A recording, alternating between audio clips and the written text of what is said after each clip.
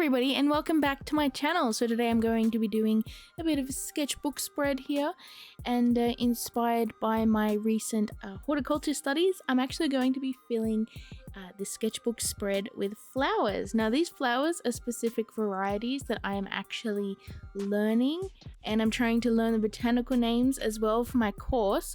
So I thought it would be fun for me to draw these flowers, and it would also help me memorize them too, because as I draw something, I really like to sort of study the way it looks, and I look at a lot of references and I figure out how to draw it.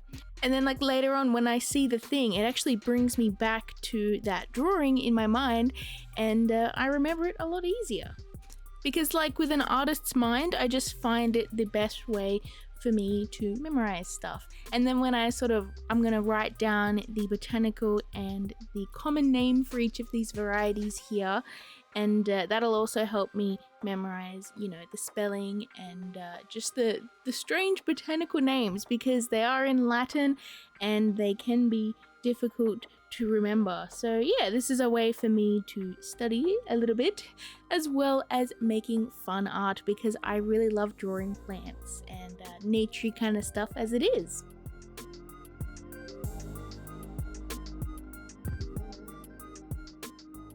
So the first one I'm actually working on is called a snapdragon. Now the botanical name is Anternum majus. Now, please don't come for me if I pronounce that wrong, I'm still learning. And I love snapdragons because they are just so cool. Their mouth looks like a little dragon snout, and when you squeeze the flower, it actually opens and closes the mouth. And like it almost looks like it has little teeth as well, which I just think is so cool. Definitely look it up if you haven't before. And yeah, so the next one, now these drawings aren't finished yet. I'm going to go over them later with some like pencils and stuff to add details, but that's just the marker stage. Now this next one here is actually called Mathiola incana, and the common name is stock. And I think these flowers are really cute because they got like 4 little sort of heart-shaped petals, and they're a really nice pretty pink color as well. It's actually part of the Brassicaceae family, which I think means it's related to cabbage and broccoli and you know, other brassica vegetables. So that's quite interesting. Now the next flower I'm drawing, and you might recognize this one because it's quite a popular one.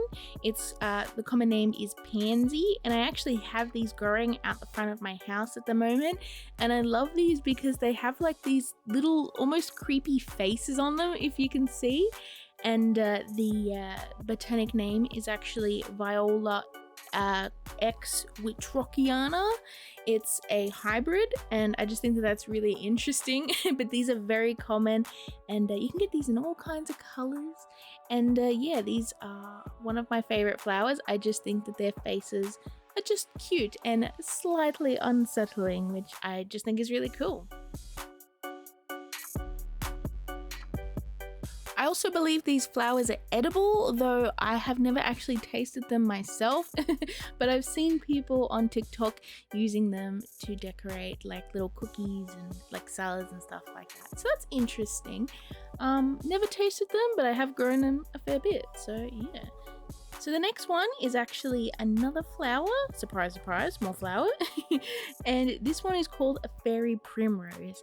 Now the botanic name is Primula malacoides, and yeah, it's quite interesting leaves. I really like the sort of textural, glossy, kind of bumpy leaves that these have, but I really like the little pink flowers with the little yellow centers. I just think that they are so pretty, and I think you can get them in other colors too, so that's quite interesting. But the ones that we were looking at my TAFE or college were these pink and yellow ones, and yeah, I think that they're really pretty.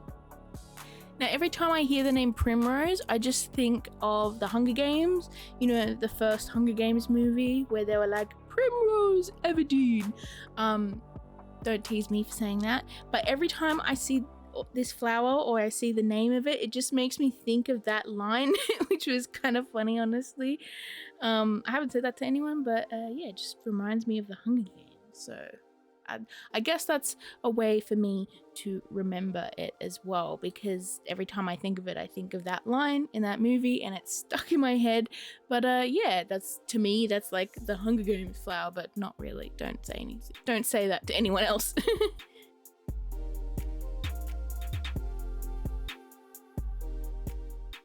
But yeah, detailing those leaves did take me quite a bit longer than the rest of the leaves, even though I haven't finished the other flowers yet. I just wanted to get the texture of those leaves down, and yeah, I really enjoyed adding the colors in there to add like a nice sort of a different look to each of these flowers. As you can see, they all have slightly different colored foliage and petals and stuff like that. And yeah, so now I'm just going to go in with the details here, and I'm just using some of my Prismacolor Premier pencils because they are my favorite pencils, as I have mentioned 1,000 times on this channel. But I love layering these over the top of markers because it just adds a nice bit of detail, and sometimes I can just get certain aspects into an artwork that I find difficult with just one art supply. I'm a mixed media kind of gal, I guess.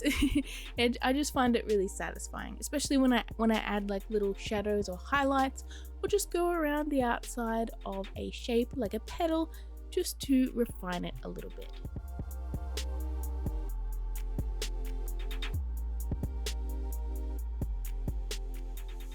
And I find this part really satisfying too, because I feel like it makes the artwork just feel a little bit more complete, and I also feel like just everything comes together a little bit more as well. Especially on the pansies as well, because the petals are mostly yellow with a bit of black, and I feel like they just felt a little bit flat and dull. Just with the light yellow, and I didn't want to darken them too much either because I wanted the contrast of the black on the yellow to look really nice. So just adding that colored pencil to sort of lightly outline the petals, and also add little like sort of folds in the petals, little wrinkles, just made it come together and look really nice and polished. I'm also using the pencils to add in some veins on the leaves because I didn't add that with the marker, and sometimes I just feel like it's a little bit easier to add in highlights on top of a flat base of markers. Now I'm also just going to go in with the primrose, as you can see, and I am just adding in some more shadows into those already deep shadows of the creases of the leaves because I want this to look really nice and contrasty. Now just to refine those petals a little bit, I'm adding in some dark pink around the petals and just towards the center, but not completely touching the center because we still have that light yellow color in there as well.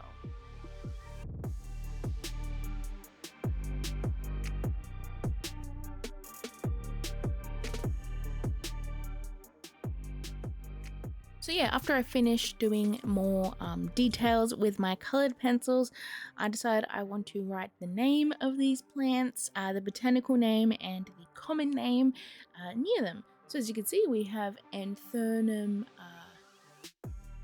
majus. I'm still trying to memorize them.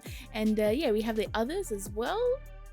And I just really like doing this because it kind of fills the space a little bit more and just makes it look a little bit more botanic, you know, a little bit more professional, like these are actually like botanical illustrations, you know.